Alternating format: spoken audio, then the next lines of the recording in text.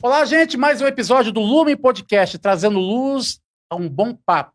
E hoje eu estou aqui com uma pessoa incrível. Talvez você não conheça, você que é nosso seguidor nas nossas redes sociais, mas eu sei que ele é bem conhecido em Brasília, é o Apóstolo Paulo. Apóstolo Paulo, pensa, o nosso podcast é uma honra.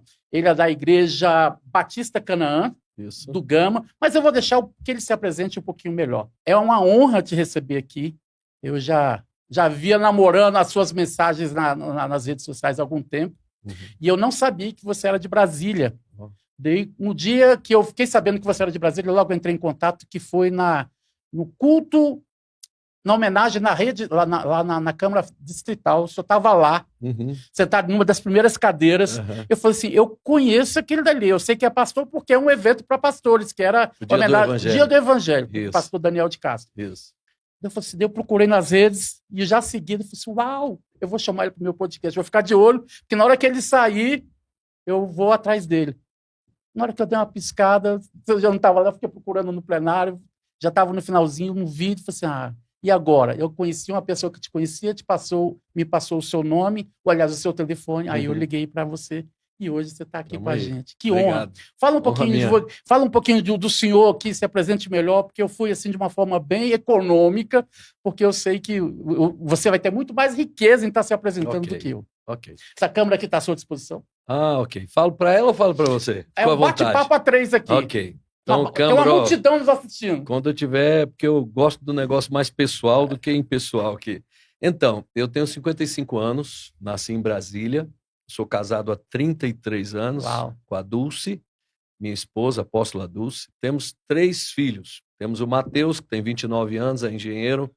Temos o Natan, que tem 27 anos, é médico, casado com a Laura, que é dentista. E eu tenho a Paulinha, que tem 18 anos, que estuda no Cefenai, lá em Dallas. Pastoreio Batista Nova Canaã do Gama há 25 anos. Né? Fui ordenado há 30 e poucos anos, mais ou menos, pela Convenção Batista Nacional, aqui em Brasília. Fundei as igrejas batistas que tem aqui na Agrovila São Sebastião. Legal. Igreja Batista Manaim, Batista Shekinah e tudo. Eu fiquei 6 anos lá, abri várias igrejas lá. Também no setor PSUL e tudo. Enfim, essa é a minha história. Rápida. E aí agora a gente vai esmiuçar ela. A gente vai bater um papo a respeito do seu chamado. Okay. E uma das primeiras perguntas que eu queria fazer para o senhor é o seguinte. Nos 5 dons ministeriais, ali no livro de Efésios, fala do mestre, do apóstolo, do profeta, evangelista e pastor. Do pastor. Há quem diga que o profeta, o apóstolo, era só os apóstolos de Cristo. Eu sei que não. Na minha igreja também tem apóstolo. Mas, assim, qual é a função do apóstolo hoje na igreja? Como é que é a atuação de um apóstolo? Qual a diferença do apóstolo para o pastor? Ok. Bem, em primeiro lugar, eu não sei com base em que dizem que isso cessou. Você não encontra texto nenhum para isso. Inclusive, as pessoas querem fazer cessar os dons do Espírito também. É verdade. E você não encontra texto nenhum para isso. Alguns citam de 1 Coríntios, mas havendo profecia, cessará. Mas ali tem dizendo o porquê e que dia. Exatamente. Quando estivermos lá em cima, não precisa de mais nada disso. Né? Na verdade, tem um livro até do Bill Johnson, lá da Bethel Church, que ele pega um acidente de carro e junto desse acidente de carro ele consegue desenhar um pouco o quíntuplo ministério. Entendeu? Então, tipo assim, digamos que aconteceu um acidente, né, de carro, e aí chega o pastor. O pastor começa a ver como estão as vítimas, se estão todos bem, e procura saber se os familiares já foram avisados e tudo e tal. Daqui a pouco chega o profeta, o profeta vai e diz assim, eu avisei que isso ia acontecer, mas não Muito me bom. ouviram, né? Bem que eu disse, tudo e tal, tal. Aí chega o mestre e diz, eu sei, ele entrou na curva muito acelerado, ele não podia ter pisado no freio, e por aí afora vai, né? Aí vai falando o evangelista, e o evangelista chega e diz assim, você viu o que aconteceu? Isso pode acontecer com você também, aceita Jesus Muito agora bom. e tal. E diz que o apóstolo é aquele, então, que traz dentro de todos os ministérios ali, a figura do que traz a resposta, a tranquilidade, junta todo mundo, vamos dar uma solução para isso, já chamaram o bombeiro, enfim, pega isso, pega aquilo e tudo, ele meio que organiza. E aí quem diga que, assim, dentro da mão, né, o mestre é o dedinho mindinho, que é como se Sim. fosse para ouvir, limpar os ouvidos para ouvir melhor, não é isso? O pastor é o homem da aliança, não é? O mestre, o evangelista, que é o que alcança as multidões, milagres e tudo e tal. O profeta é aquele que te chama a atenção, mas o apóstolo, ele é o único que se comunica com todos os Muito bom. ministérios, né? São maneiras de tentar explicar. Porém, essa palavra, ela, pelo que se fala, foi usada primeiro pelo governo romano. César chamava seus emissários de apóstolos. Eram homens que eram enviados em missão para implantar o reino de Roma. Então, quando esses apóstolos chegavam no lugar e dominavam aquele lugar, eles faziam com que aquele lugar se tornasse Roma. Uau. A mentalidade de Roma, o governo de Roma, roupa de Roma, jeito de Roma.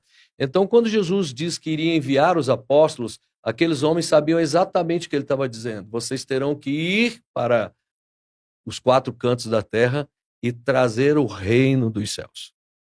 Então, na minha leitura, o apóstolo é esse enviado com o propósito de trazer o reino dos céus para aquele lugar. É uma forma que Deus criou dos 5 mandados, 5 chamados, para aperfeiçoar os santos. Sim, né? sim. Porque é tão interessante hoje quando uma igreja, no púlpito, sobe os 5 chamados, né? Porque a igreja, aí, por exemplo, sobe um profeta, a pessoa está pregando, fala assim, hoje quem está pregando é um profeta. Tem uma característica diferente de um profeta pregando, de um pastor, de um evangelista, de um mestre e de um apóstolo, né? Então, assim, Deus preparou isso aí para que o corpo seja aperfeiçoado, né? Eu não gosto de polêmica não, mas deixa eu dizer uma coisa para ti. Eu acho que as denominações, elas mataram o quíntuplo ministério. E nisso O quinto incluo que a só minha. chama o Os apóstolo. 5. Não, os 5. O quinto. Os Entendi. 5. Por exemplo, para os batistas, eu sou batista, para o batista, o pastor é tudo. Sim. O pastor é professor, o pastor é evangelista, o pastor é mestre, o pastor é apóstolo. Então, eles pegaram um cargo específico e disseram que ele é tudo. Entendi. E terminam que matou os outros ministérios. Por exemplo, quem em qualquer igreja quer assumir que é um mestre? Ninguém. Né? Algumas igrejas reconhecem o evangelista como um degrau meio lá embaixo. É como se fosse uma hierarquia. Exatamente. Então termina que todo mundo que sonha o ministério sonha ser pastor porque é o único reconhecido. Aí acontecem os grandes problemas. Quais? Você pega um homem de Deus, mas ele é um professor, ele é um mestre.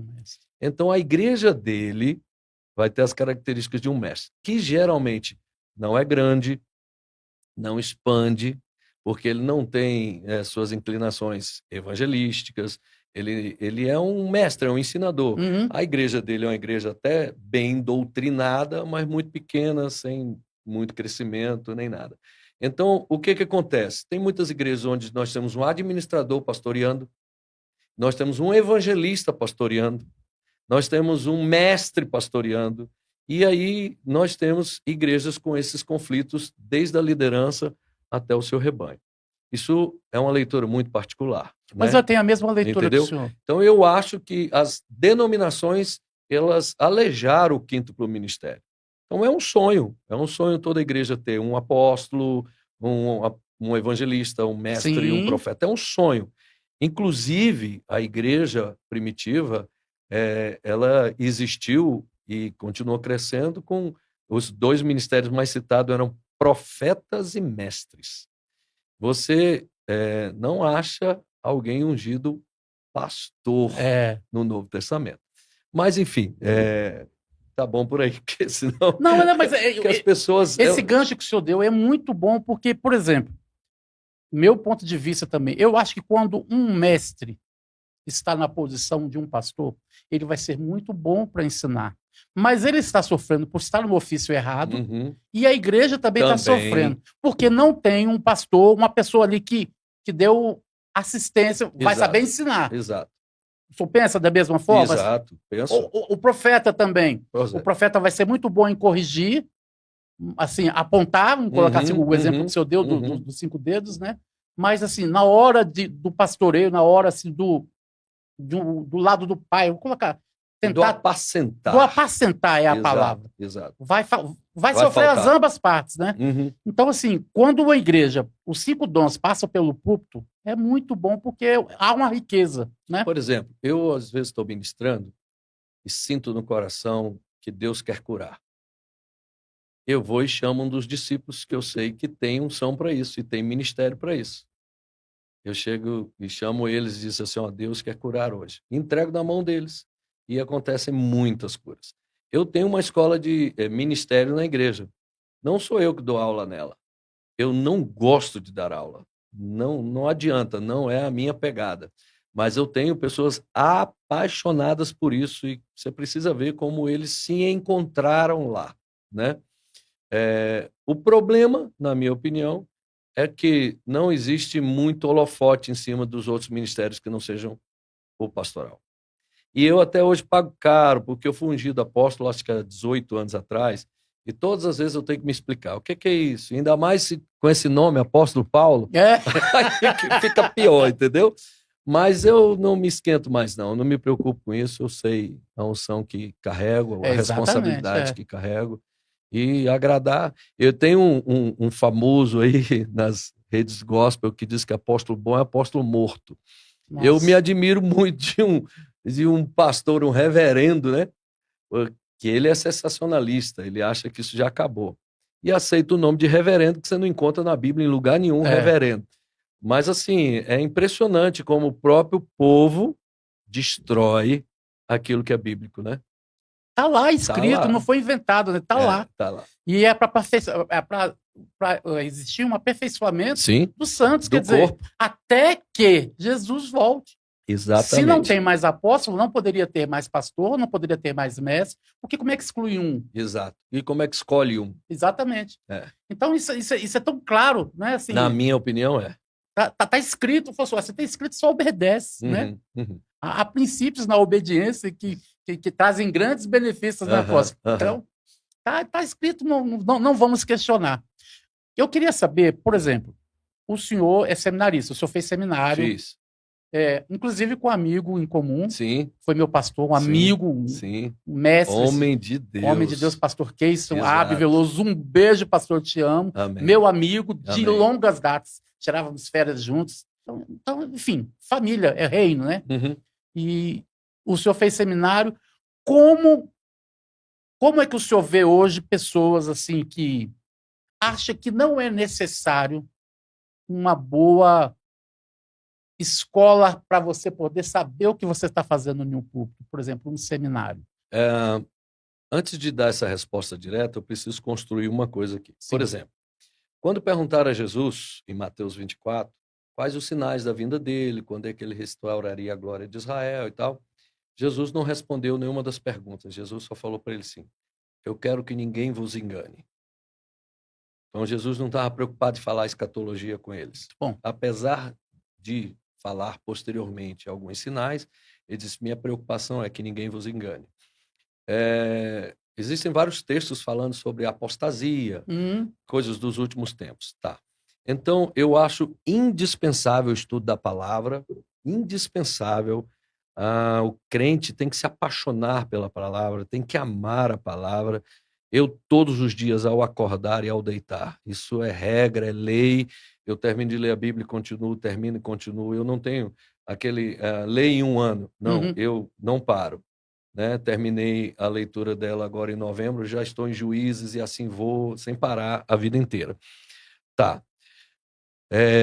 Acredito que para essa lacuna faz-se necessário o ensino, né? Inclusive, a palavra mais usada perto do nome de Jesus é "e passando a ensinar". Então, Jesus era um mestre por excelência, Uhum. precisa ensinar mesmo. Qual a minha zanga com os ministérios, com os seminários? A maioria dos seminários, quem está dando aula são pastores frustrados. São pastores que não tiveram sucesso onde estavam, então lá, muitos deles incrédulos e terminam desestimulando o aluno que está ali cheio de vontade. Quando era para ser o contrário. Quando era para ser o contrário, né? Então, muitos desses, hoje, eruditos, têm a famosa frase: isso não está nos originais, isso não está nos originais. E se você for pegar a Bíblia de alguns desses que se dizem teólogos, professores, é uma Bíblia muito mirrada, muito pequena, onde eles tiram muitas coisas, na minha opinião, estão mais incrédulos do que os incrédulos. Tá. Então, daí eu entendo, e é uma opinião particular, perfeitamente Sim. particular, sou responsável pelo que eu estou falando. Eu acho que as igrejas deveriam ter seu próprio seminário. Legal. Entendeu? E não mandar, enfim, para um seminário específico, né? Como as convenções, a Batista, a Assembleia de Deus, Presbiteriano, criaram seus próprios seminários. Mas eu acho que as igrejas poderiam, sim, ter suas salas de aula e treinar e preparar seu povo na sã doutrina. Sim. Existe muito material bom. Hoje em dia, igual está aqui o podcast, você pode dar aula online, Sim. atender o pessoal. Então, eu sou a favor, sim, eu sou a favor. Mas eu tenho algumas resistências hoje quanto a alguns seminários ou faculdades teológicas, porque as pessoas que estão dando aula lá, geralmente nem pastoreiam, né? Eu, quando fui examinado, que depois de formado, você é examinado, é montado uma banca. Legal. Foi montada uma banca para me examinar, essa banca acabou 00:40, mais ou menos. Uau. Perguntando sobre a Bíblia, perguntando sobre tudo, me sabatinando mesmo, e nenhum deles pastoreava, e eu já pastoreava. Então, estava nas mãos de 3 homens ali para decidir se eu poderia ser pastor ou não, quando eu já era pastor, já tinha 3 igrejas, eu já estava liderando a igreja como seminarista debaixo do comando do meu pastor, eu já tinha aberto igrejas. O senhor já era de fato já era de fato, direito, né? E estava buscando o diploma, né? Que eu já tinha formado, mas na minha convenção você tem que passar pela sabatina. Sim. Então eu fiquei na mão de 3 homens que não pastoreavam e que não tinham coração nisso, e eles iam selar meu destino, se eu poderia ser ou não aquilo que eu já era. Então eu tenho certas dificuldades de entender isso. Então, vejo que é necessário, mas eu vejo que a gente precisa ter um zelo para onde mandar essa ovelha. E, de preferência, minha opinião, faça a sua própria igreja. Crie lá seu seminário, dê a sã doutrina e prepara aquele pastor, aquela pastora ali para te ajudar no ministério, a acrescentar e tudo e tal. Essa é a minha opinião. Sim, legal. Né? Eu vou me colocar aqui na posição de uma ovelha, querendo saber como é que um pastor, um apóstolo se porta diante de uma circunstância de preparar uma mensagem. Por exemplo, o senhor preparou uma mensagem à volta de Cristo. Jesus está voltando. Chega lá no púlpito, o Espírito Santo fala contigo e fala assim: filho, eu sei que você preparou isso aqui, mas eu quero que isso acontece muito, né? Você ser guiado pelo Espírito ali na hora. Isso acontece muito? Assim, não é que acontece muito, mas acontece. Eu tive uma experiência uma vez bem chocante. Minha memória não é muito boa, então eu preciso escrever. Sim. E aí eu ponho aqui no meu iPad as frases que eu não posso esquecer, eu ponho em letras bem grandes e vermelhas, que se eu passei o olho, eu sei, eu leio rápido e sei o que é que eu preciso falar. Então, uma vez fui pregar em Minas, e as portas, as janelas da igreja aberta, e voou meu sermão que estava no papel. E eu perguntei: gente, vocês viram meu sermão aí? E todo mundo começou a rir, e ninguém achava o abençoado do sermão, né? E eu falei, bem, então vamos lá. E fui pregar, e foi, de fato, algo completamente diferente do que eu tinha preparado. E isso é para quem crê ou não, isso eu vou contar, o testemunho é meu. E assim que eu terminei de pregar, estava lá o sermão no chão, na frente do meu púlpito lá. Ou seja, aquilo que eu preparei não era o que Deus queria para aquele momento, Exato. né? Muitas coisas fluem quando você está falando. Exatamente. Entendeu? Então você está preparando seu sermão e tudo. E muitas coisas, quando você está no altar, Deus vai inspirando. Deus vai, entendeu? Então, eu não confio na minha mente, por isso que eu preparo. Eu gosto de abrir um livro, outro dicionário, eu tenho aquele Novo e Velho Testamento comentado, eu tenho a Bíblia Olive Tree, que tem cada Muito palavra boa. do seu original e tudo. Gosto de ouvir algumas pessoas acerca do tema, vou lá no YouTube e ouço opinião de outro e tudo e tal. Eu gosto disso, os prós e os contras, né? Então eu gosto de preparar assim. Não tenho medo nenhum de copiar aquilo que é certo, muito pelo contrário, e digo no meu púlpito, isso aqui, parte do que eu estou falando, eu ouvi do pastor Luciano Subirá, eu ouvi Muito do bom. pastor fulano de tal, eu não tenho dificuldade nenhuma com isso, né? Então, eu gosto de preparar meus sermões assim. Então, eu vou, no mínimo, com o básico, entendeu? Para aquilo ali. O meu conteúdo. Ontem a gente comemorou o dia 12/12, para nós é o dia de honrar o discipulador. Então, preparar uma palavra, fui falar sobre Paulo e Timóteo, como eles se relacionavam em tudo e tal. Gosto de pegar alguns entendimentos, se tem alguma palavra ali que traz um esclarecimento maior sobre o texto, então eu gosto disso. Mas, geralmente, pelo menos comigo, acontece de fluir muitas coisas no altar, né? Por exemplo, todo domingo eu prego de manhã e à noite a mesma palavra, a mesma. Porque os públicos são diferentes. Eu tenho um culto 9 da manhã, um culto às 19. E você percebe que o que você pregou de manhã não é necessariamente a mesma coisa que você prega à noite, ainda que seja o mesmo esboço e o mesmo tema. Que bom que é assim, né? Sim. Porque isso é inspiração do Espírito Santo ali, porque tem pessoas diferentes no primeiro culto, tem pessoas diferentes no segundo culto. E Deus quer falar com todos. Exatamente. Né? Então, assim, às vezes ele vai mudar uma palavra, muda uma frase, muda até um pensamento, até para te ministrar mesmo, né? Sim. E isso tá, assim, livre ao mover do Espírito, né? Exatamente. Agora, eu vou te fazer uma pergunta que já me fizeram. Por exemplo, o senhor prepara o esboço, o senhor tem facilidade assim, de estar lendo, o senhor lê muito ou só coloca tópicos? Assim, como eu disse, eu tenho um problema de memória. Vem do meu nascimento, tive algumas enfermidades e tudo e tal. Então, eu tenho problema de memorização e de me situar no tempo, né? Algumas coisas eu digo assim, outro dia aconteceu e esse outro dia foi 20 anos. Ou outro dia foi ontem. Então, eu tenho um pouco dessa dificuldade. Como eu já sei que eu tenho isso, eu faço questão de escrever tudo que eu gostaria de falar, né? Então, eu tenho minhas mensagens aqui, elas estão escritas, pelo menos, a ideia básica daquilo ali. Tá. Quando eu escrevo, eu fixo mais. Então, eu tenho a necessidade de escrever. Então, quando eu estou pregando, eu não estou lendo. Como eu te disse, as frases daquele tópico que eu quero dizer e que não poderiam ser esquecidas, elas estão bem destacadas, que eu estou ministrando, eu sou muito à vontade, você pode olhar nos vídeos, eu ando para lá e para cá. É por isso que eu estou perguntando, porque quase não dá para perceber que o senhor está lendo. Então, assim, por isso que eu estou perguntando, é um tópico que te faz lembrar, é um gancho, né? E assim, como eu te falei, eu quando estou pregando, eu não lembro que tem câmeras. Inclusive, depois eu digo, meu Deus do céu, isso aí eu falei, vai para o Brasil inteiro. E agora, Jesus? Meu Pai amado. Já teve ministrações que eu pedi para não deixar subir, né? Porque eu fico muito à vontade, é meu altar, então eu fico muito à vontade para falar, para ir e vir. Tá com o seu povo ali. Eu estou em casa, eu fico bem à vontade. Né? Não sou muito preso à leitura, mas eu faço questão de ter ali os tópicos para não passar o tempo, não devagar, e, enfim, seguir um roteirozinho me ajuda muito. O senhor conhece o pastor Laude Jair? Conheço, é lá do Gama, um amigão. Pois é.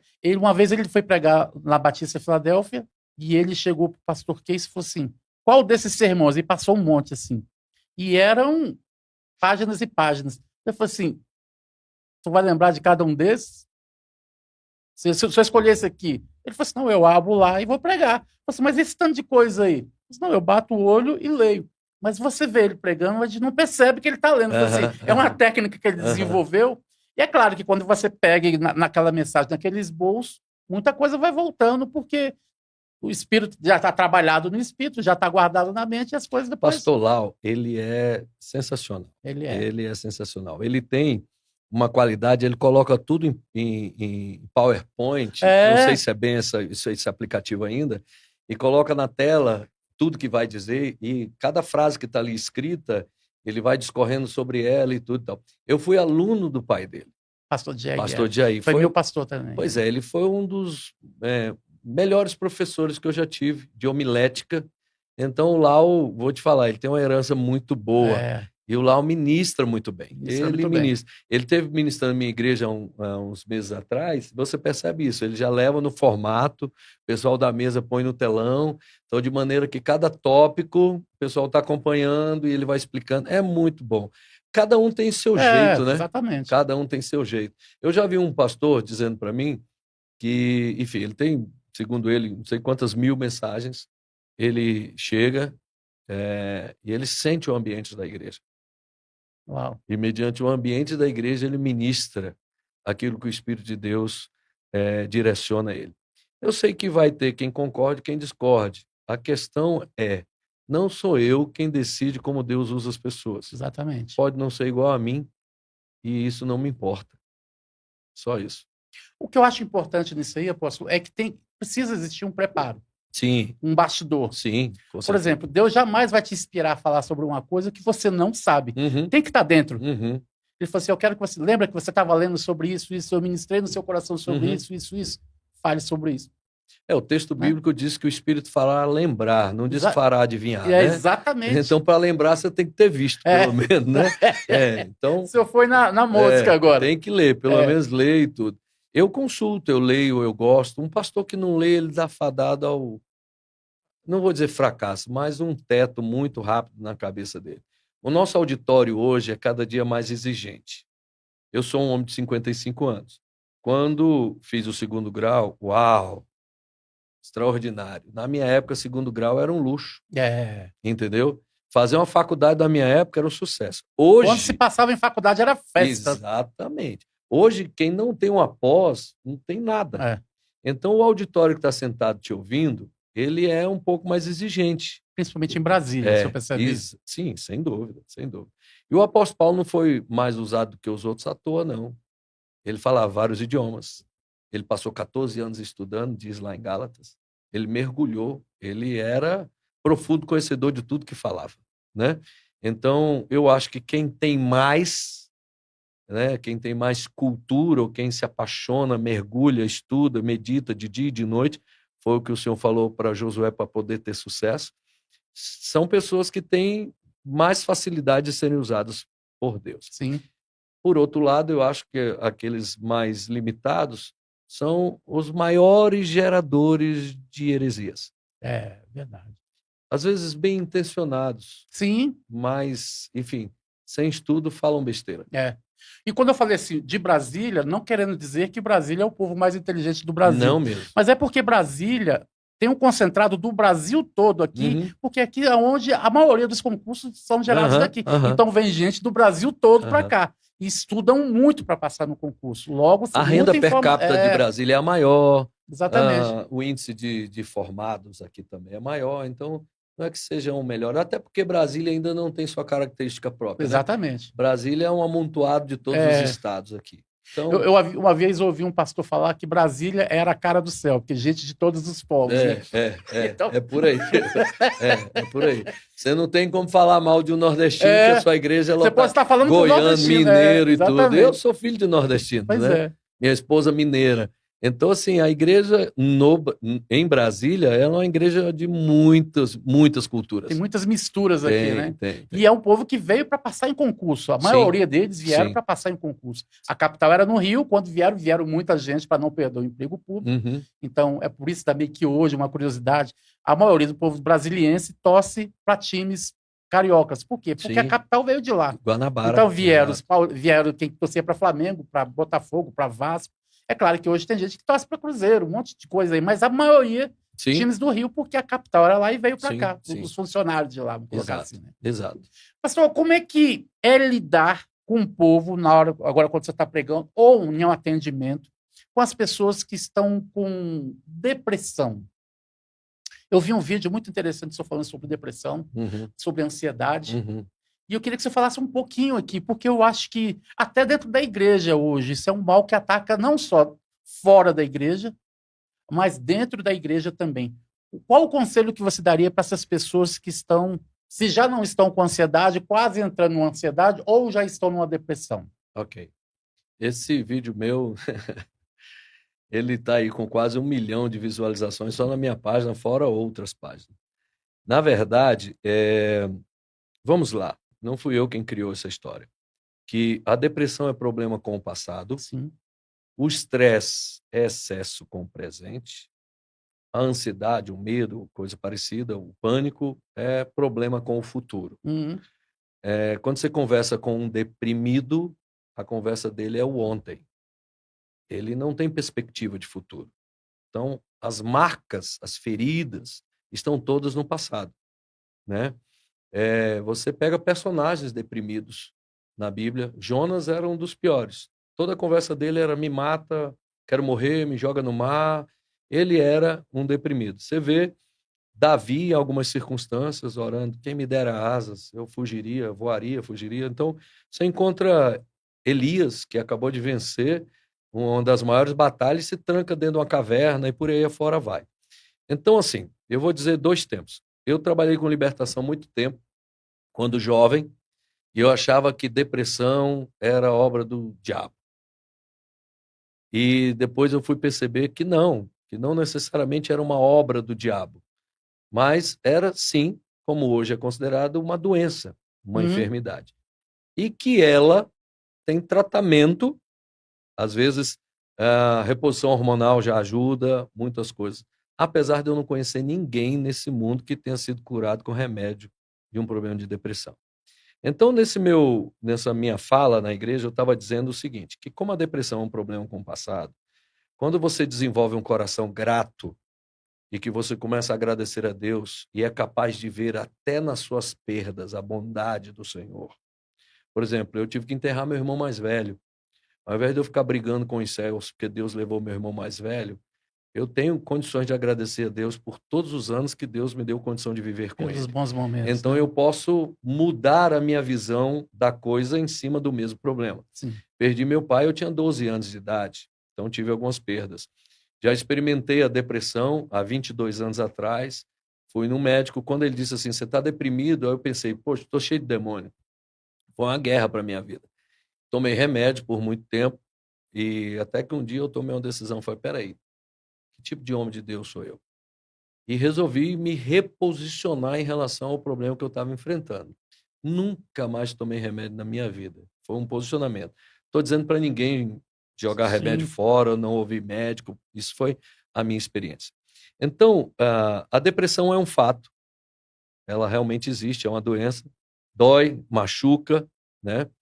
Mas eu acho que existe uma glamorização em cima do problema com vistas a não te curar, te manter no problema e te manter na dependência de medicamentos e tudo e tal, e fazer você. Tem gente há 15, 20 anos, e hoje muitas pessoas, quando perguntam o que é que você tem, não, eu sou deprimido. Eu falei, quem que te diagnosticou? Não, eu fui no Google e vi. Então, tem pessoas que dão a si mesmo esse diagnóstico, É. né? Eu estou deprimido.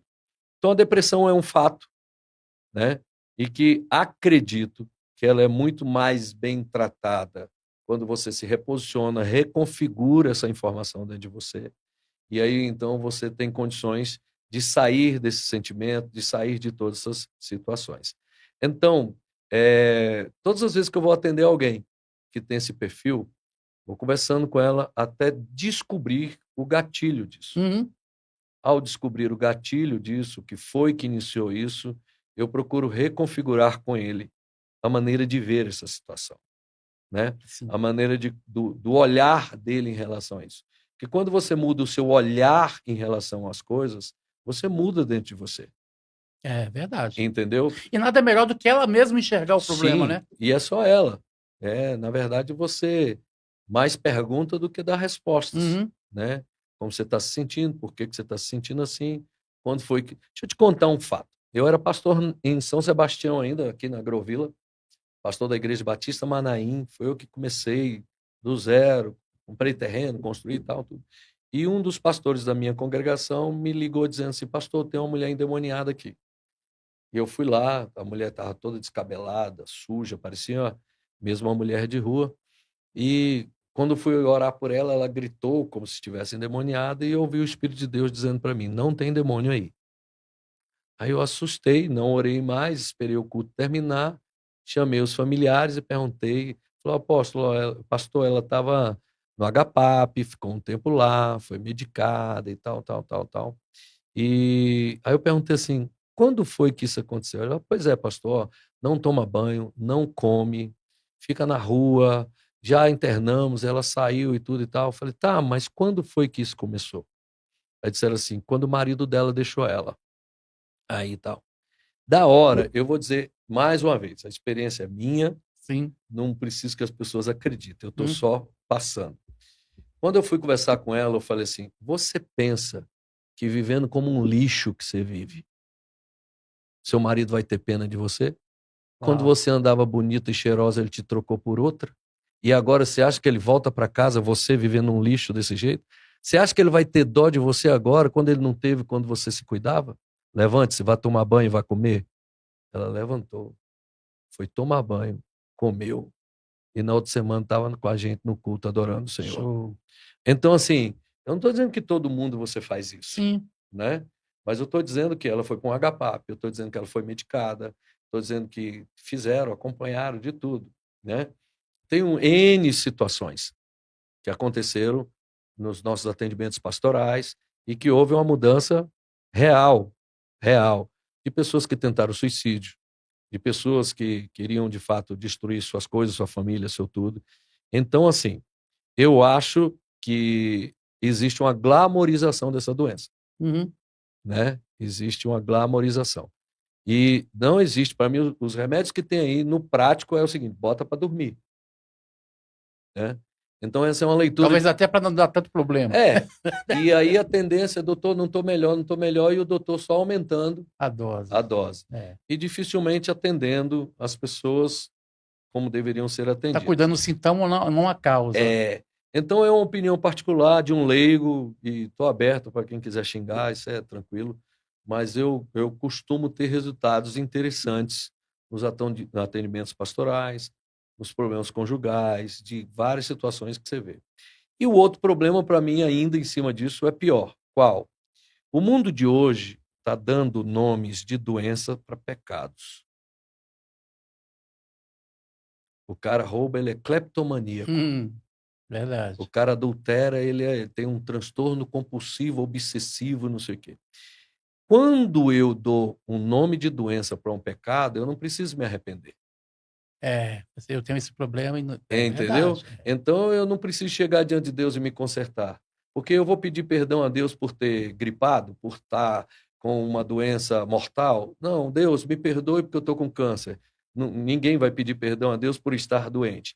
Então, se o cara tem uma prática imoral, ele tem um comportamento imoral, ele tem um pecado na vida e ele aceita aquele pecado como doença, ele vai morrer naquele pecado, entendeu? E esse, para mim, é um dos argumentos mais fortes que o diabo hoje tem tido, né? Esse menino tem TDAH, não, o menino é irreverente, desrespeitoso. O menino, ele precisa ser educado, sim. Esse menino, ele é rebelde. Ah, não, meu filho tem transtorno. Minha época não existia esse tipo de doença, entendeu? Os TDAHs da minha época, uma sandália havaiana resolvia. Ixi, é o que eu digo. Né? E para não dizer outras coisas. E não estou aí com nenhum transtorno. Estou perfeitamente curado, né? Fez de muito fato, bem, né? a vara da infância e da adolescência era uma vara mesmo.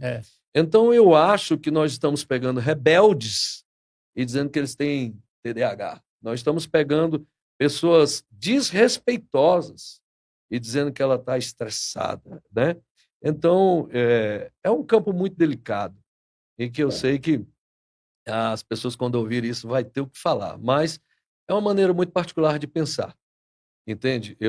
Uma vez, eu estava no restaurante e meus 2 filhos e uma criança correndo. E passava debaixo da mesa, passava debaixo da outra. Eu digo, meu Deus do céu, daqui a pouco aquela criança parou na frente da minha mesa, meteu a mão no meu prato, pegou as batatas e começou a comer. Meu Deus. Aí eu disse assim, quem é o pai dessa criança? Aí veio a mãe, ai gente, esse homem acha que a culpa é minha. Eu falei, de quem é a culpa? Meus 2 filhos estão sentados na minha frente sem dar problema. Como é que o teu está correndo pelo restaurante aí e você não faz nada? Aí, moço, o senhor acha que a culpa é minha? Eu falei, de quem é? Essa criança precisa ter um governo. Você não governa ela. Olha os meus aí. Então, é uma opinião. Entendeu? Somos da mesma opinião. Então, eu acho que estão dando o nome de doença para pecado. Eu lembro quando eu era pequeno, eu apanhava tanto da minha mãe porque eu aprontava muito. Merecia. Ela chegou e falou, meu filho, eu vou te levar no médico, você deve ter algum problema da cabeça, porque você apanha todo dia e não aprende. Muda, Aí fiz um monte de exame psicotécnico para ver se tinha problema. Eu falei assim, não, seu filho é muito inteligente. Eu falei assim, é só isso que ele tem? Eu falei assim, meu filho, o método vai continuar. Se você quiser continuar apanhando... Pronto. E ainda ela falou uma coisa que para mim foi fundamental. Ela falou assim, você vai ter filhos. E se os seus filhos for igual a você, você vai ver o que é bom. Eu acho que aí foi um start, sabe? Eu não quero ter filho como eu estou, não. Não quero dar dor de cabeça para minha mãe.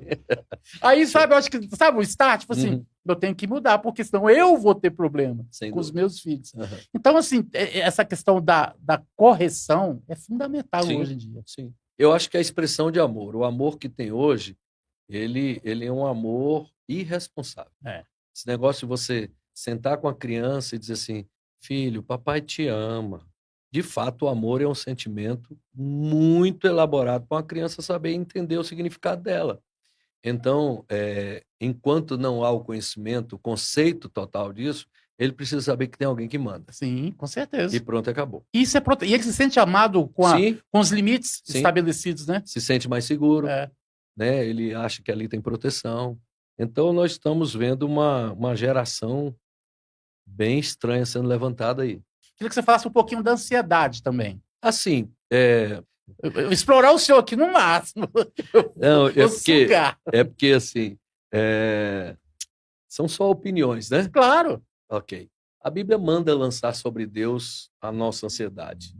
E diz assim, vírgula, porque Ele tem cuidado de nós. Sim. O que é a ansiedade?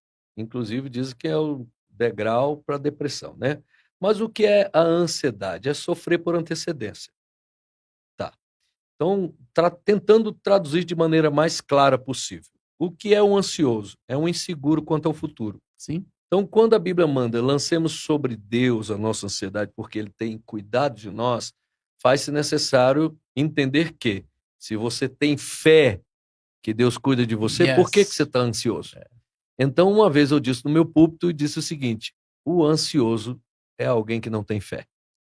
E aí alguém vai e apela comigo. Mas, em termos claros, é isso. Se você tem segurança do que vai acontecer, você não tem ansiedade.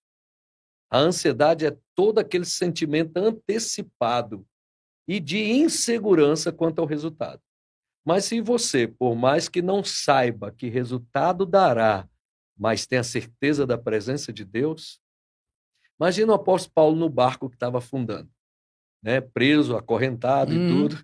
Eu ainda rio dessa situação. Que o apóstolo Paulo fala, gente, vocês precisam comer, já tem quase 10 dias que vocês não comem, o sol não aparece, e essa noite o anjo do Senhor veio aqui e disse que o barco vai afundar. Ou seja, enfim, a coisa já estava ruim e o apóstolo Paulo ainda piora, né? Só que ele diz o seguinte, só que o anjo do Deus a quem eu sirvo diz que ninguém vai morrer, só o barco que vai perder, então fica tranquilo. Entendeu? Como é que você fica tranquilo no meio da tempestade? O barco vai afundar e tudo, e o cara vem me dizer que um anjo disse, ó, vai piorar, mas vai dar tudo certo. Você acha que tá ruim? Vai piorar, vai ficar tranquilo. Entendeu? Né? Então, assim, você percebe, o cara algemado, né? O primeiro a morrer seria ele, para não fugir, uma tempestade e tudo e tal, e ele lá ministrando para as pessoas, gente, bora comer. vocês vão ficar fracos, vão precisar nadar, porque o barco vai afundar. Vamos com o anjo veio aqui e já me deixou tranquilo. Fica tranquilo, o barco vai afundar, mas vocês vão chegar na praia. Então, assim, a pessoa que confia, ela não tem por que ser ansiosa. É verdade. Entende? Então, dentro da minha perspectiva, a ansiedade ela é vencida por uma crença forte de que a coisa dará certo, ainda que não seja como eu queria. É. Esses dois fatos que assolam, né? Vou colocar assim, não só o povo, muita gente da igreja como fora, eu vejo o seguinte: é como se você fosse na padaria hoje de manhãzinha e falasse assim: eu quero comprar o pão de ontem, sabe? A depressão, assim, vivendo só no que passou. Exato. Aí o ansioso chega e fala assim: eu quero comprar o pão de amanhã. Exato. Quando Deus falou assim: o pão de cada dia eu te Isso. dou hoje. Isso. Né? Então, assim, se você viver hoje aquilo que Deus preparou para você hoje, as coisas vão se tornar mais fáceis. O negócio é confiar, né? Então, é o que o senhor disse, é fé. Fé em quem você tem crido. Se você crê que Ele é o teu Salvador, Ele vai te salvar em todas as circunstâncias. Em paz me deito e logo pego no sono. Por quê? Só tu, Senhor, me faz repousar seguro. Pronto, acabou. Qual é o motivo do meu sono profundo? Um Deus que cuida de mim. É isso que o salmista está dizendo.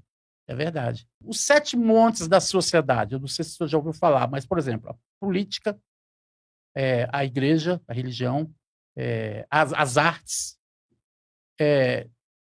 Você acha que a igreja não, os servos de Deus, as pessoas, os Pegar mais salvos, uma água aqui. pode ficar à vontade, tem que ocupar esses lugares?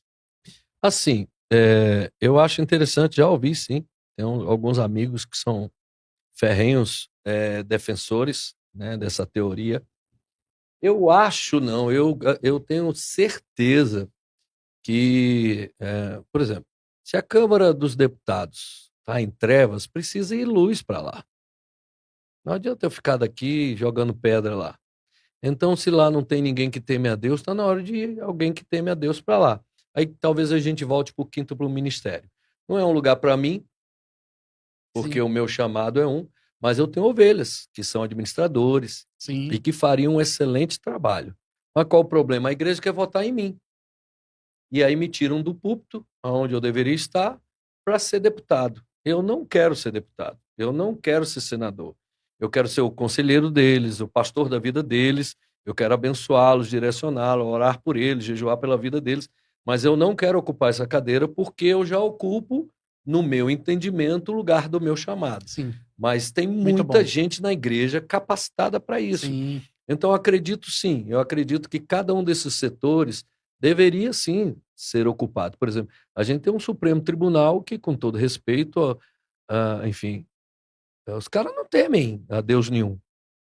Entendeu? E a gente vai viver a vida inteira reclamando. Porém, mas não tem um crente que queira sentar, estudar e chegar lá para ser a luz ali. Então, agora colocaram né? E que todo mundo, uma andorinha só não faz verão.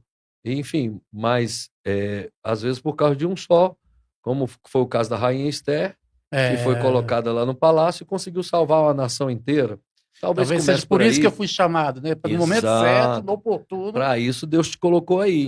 Então, assim, eu acredito sim, eu acredito que é papel. As pessoas, minha opinião, né? Eu gosto de deixar isso bem claro para que depois as coisas fiquem, enfim, quando eu emito minha opinião, eu não estou obrigando ninguém a concordar. Você tem todo o direito de discordar.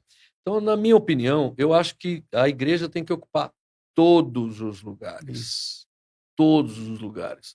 Cultura, política, enfim, comércio. A mídia. Mídia.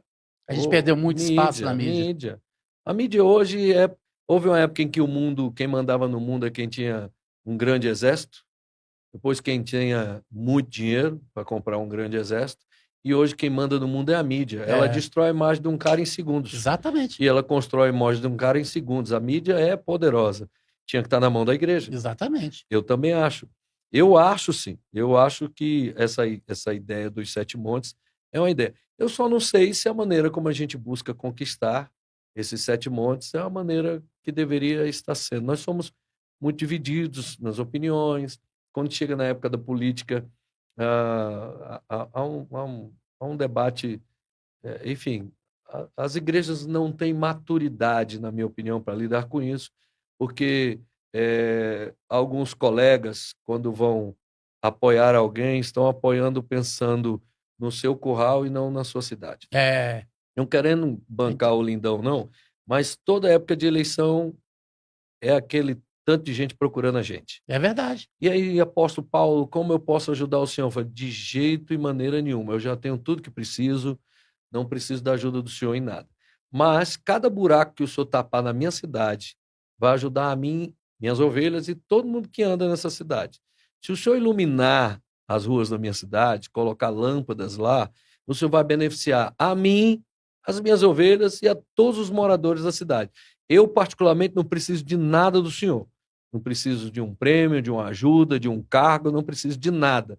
Mas o senhor quer me abençoar? Abençoe a minha cidade. É, muito bom. Acabou. Para mim está ótimo. Entendeu? Se tem como direcionar verba para isso, para aquilo. Pinta as escolas da minha cidade. O senhor estará me ajudando muito. Porque minhas ovelhas estudam lá. Hospital que está Nos faltando. hospitais, entendeu? Então, assim, aí alguns querem benefício próprio. Eu não tenho necessidade de benefício próprio. Então, quando você. Estou indo longe demais, mas enfim, quando Não, tá muito bom. complicado isso. Quando você encontrar um grupo de líderes que eles talvez totalmente desinteressados do seu curral, mas com interesse nacional, com interesse da sua cidade, eu creio que os montes virão para aquelas mãos. Nós somos hoje mais da metade da população brasileira. A gente podia eleger do presidente à Câmara, ao Senado, quem a gente quisesse. Mas a gente briga tanto que a gente não elege nem os que já eram para estar lá. É uma hora que não poderia ter bandeiras, né? Exatamente. Você ia lutar pelo Estado e não por seu curral. É, verdade. A mídia, como eu trabalho na área da mídia, quando eu sou formado em publicidade, no primeiro dia de aula, chegou o diretor da escola e vocês estão se formando em publicidade. Sejam bem-vindos ao quarto poder. Uhum. E é mesmo. Algumas pessoas brincam que o primeiro iPad foi as tábuas da lei, que veio das nuvens, né? E alguém disse que Deus que inventou o outdoor, quando falou para Abacuque, escreve em letras grandes, que quem passar correndo veja, e tal, e tudo. Então, assim, a mídia realmente foi o boca a boca, o ensinar, que manteve a tradição, a Bíblia, para ela chegar até as nossas mãos. Então, a mídia é poderosa. Tem um dos cortes meus de uma palavra que eu dei, que ela, só numa página, deu mais de 10 milhões de visualização. De alguém que pegou da página da igreja, acho que Saúde da Mente, se não me engano, e vários outros e tudo. Então, hoje eu não tenho ideia de onde um cortezinho da minha pregação está chegando. Entendeu? Então, assim, a igreja precisa entender que isso aqui hoje virou um púlpito. Então você pode hoje pegar seu celular e ministrar para uma infinidade de pessoas e chegar a outras nações. E você abençoar famílias, abençoar muitas pessoas. Isso é tremendo, então, a né? mídia é poderosa, sem sombra de dúvida, é poderosa. Eu acho isso fantástico. Há quem diga que o que está escrito que todo olho verá é por causa da mídia. Porque hoje, graças aos satélites, o mundo todo pode ver uma única imagem ao mesmo tempo que acontece num único lugar. Não estou dizendo que é isso, Sim, mas faz pode todo ser. Sentido, faz todo pode sentido. Ser, pode ser. Né? Eu sou assim, concordo em número, gênero e grau que você está falando a respeito assim, da gente ocupar os lugares. Eu acho que as igrejas tinham que acordar para treinar pessoas para estarem lá. Sim. Tem gente, assim, o senhor como apóstolo de uma igreja, o senhor sabe identificar quem tem jeito para político ou não. Exato. Né? Exato. Aí, assim, é ensinar aquela pessoa e incentivar aquela pessoa a estar buscando isso aí. Eu tive entrevistando um jovem aqui, impressionante, como ele sabe de política, conhece a palavra, esse tipo de pessoas, e quer ser político, esse tipo de pessoa que a gente tem que apoiar. Você vai lá e representa a igreja, lá na política. Você vai ser um cristão defendendo o que está escrito na Bíblia. Eu fui convidado por um grupo de empresários e amigos pedindo para que eu me candidatasse. Há 2 pleitos atrás. Eu falei, olha, deixa eu dizer uma coisa para vocês. eu não vou porque seja pecado. Eu não vou porque eu já tenho o meu chamado. Eu não posso largar meu chamado para atender uma outra coisa. É tanto que desse grupo que me chamou, um deles hoje é deputado distrital e é excelente. Excelente.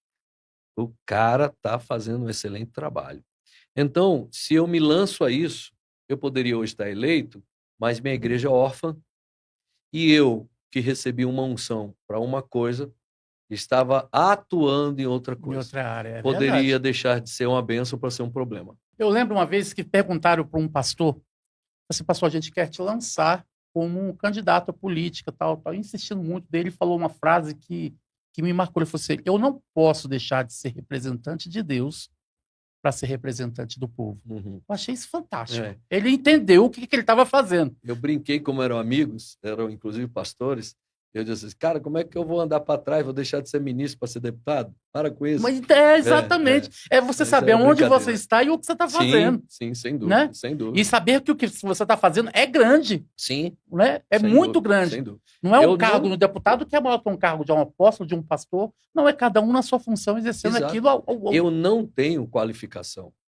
para isso, administrativa, conhecimento da coisa, entendeu? Não tenho. É tanto que esse deputado que está lá, ele é hipercompetente, conhece demais, já chegou chegando mesmo, sabendo o que quer e sem vergonha, mostrando a cara, crente mesmo, defendendo princípios cristãos e a Bíblia e tudo e tal, tal, tal. Dentro da lei, ele é advogado, ele sabe como lidar com isso e tudo e tal. Eu tenho o meu jeitão de pastor, entendeu? E que não serve para lá, não. Agora, o que é que eu posso? Eu posso ser sacerdote desse deputado, Exatamente. orar por Um ele, cuidar, conselheiro. e um conselheiro, ajudá-lo, né, nas suas guerras, e eles enfrentam muitas, né? Sim. Então, não é que eu sou contra um pastor ser deputado. Uhum. Eu só acho que quando ele parte para um lado, ele deveria deixar o outro. Sim. Show. Mas também é opinião pessoal. Sim. Criação de filhos. O senhor é pai de 3 filhos, Uhum. certo? Certo? Como ensinar o seu filho no caminho que ele deve andar? Ok. Pelo exemplo, né? As pessoas, nossos filhos precisam nos ver fazendo aquilo que a gente pede para eles fazerem. O exemplo é a força maior. Eu também tive um privilégio de ter a graça de minha esposa não precisar trabalhar e ela dar a educação à vida dos meus filhos. Então, isso para mim foi e é sensacional. Mas meus filhos me veem orando, me veem lendo, me veem na igreja, me veem servindo ao Senhor.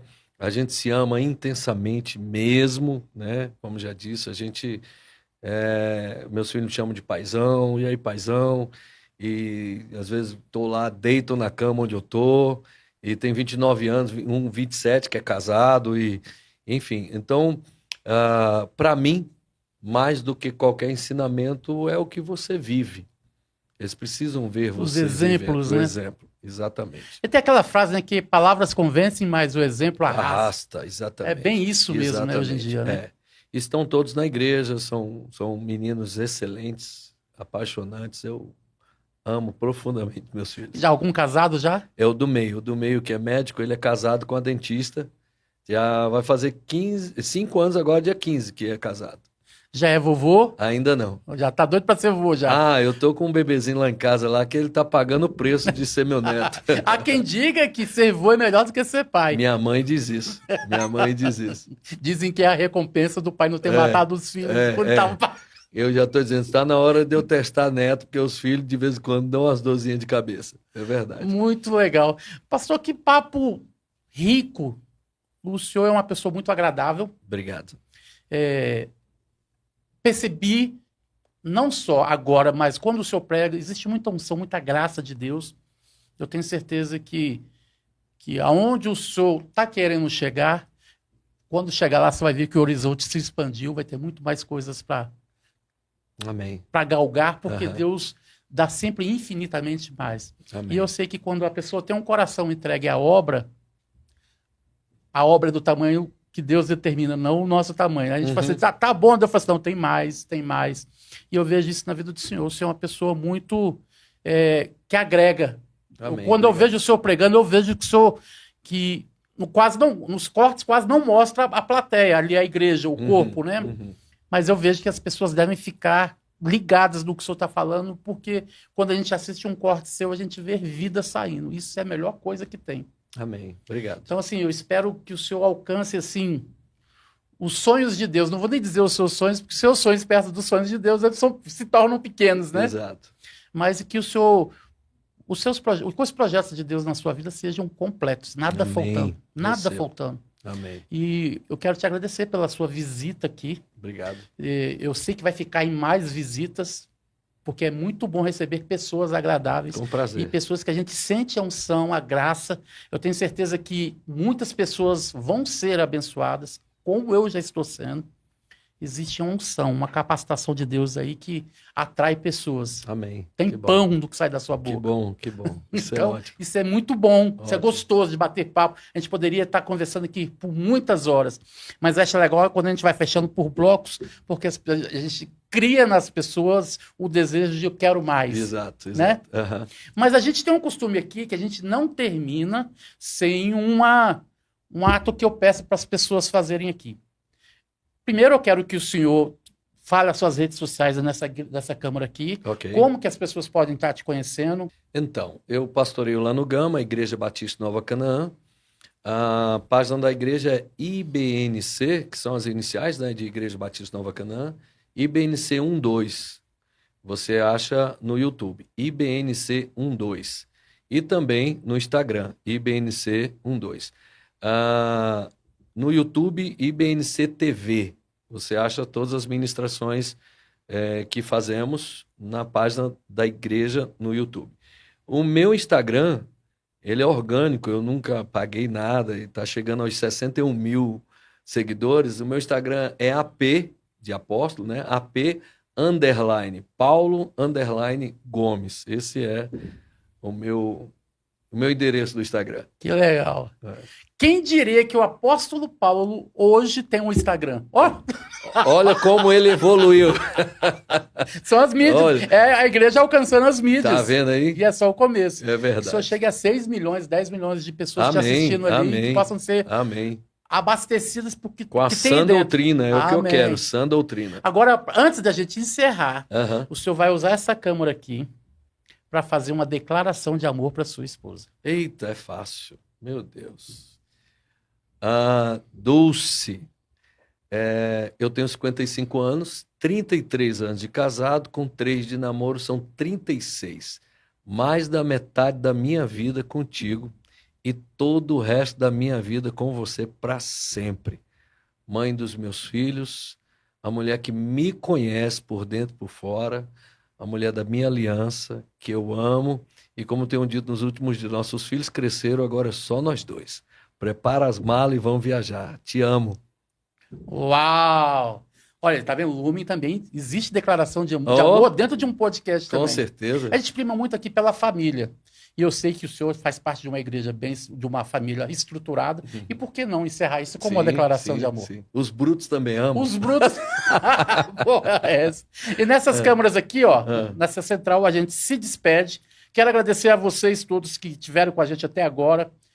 Curte, compartilha. Amém. E deixa um comentário. Sim. Olha, Jesus não só curtia, não, ele compartilhava também as coisas também. Tudo que ele via de bom, tudo que ele trouxe de bom, ele compartilhava com os outros. Compartilha esse podcast. Se torne seguidor lá das redes sociais dele, do Lumen também. E a gente se vê na próxima. Deus abençoe vocês e até a próxima. Shalom.